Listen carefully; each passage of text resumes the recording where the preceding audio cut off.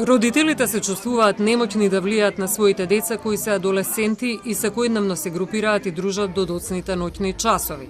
Сега најчести се нивните повици на Универзитетската клиника за психијатрија и тоа говори дека веројатно треба да се работи на подигање на свеста кај младите за опасноста на вирусот, бидејќи тие и најчесто го пренесуваат.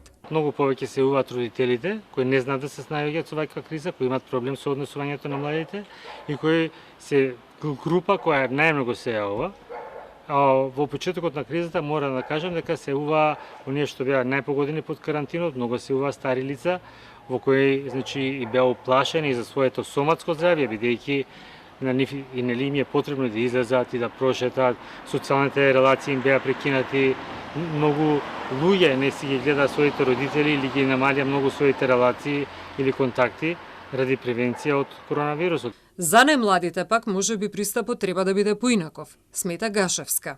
Јас лично би советувала да не се оптеретуваат децата многу со статистички податоци со кои сме веќе оптоварени секојдневно, да им се обрнува внимание во друга насока, во некои креативни игри, во читање на книги, во сега веќе почна и учебната година, посветување на учењето, помалку да се изложуваат на места и настани каде што се зборува за оваа пандемија, бидејќи навистина представува товар.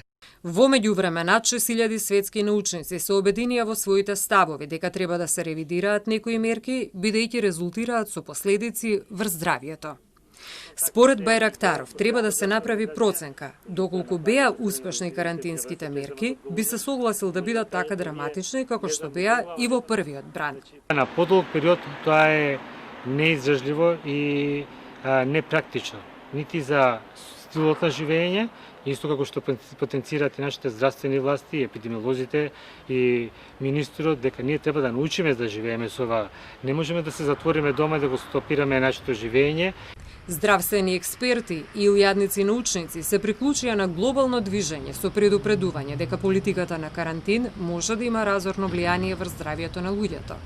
Тие повикуваат да се заштитат ранливите категории, додека здравите луѓе да продолжат нормално да функционираат.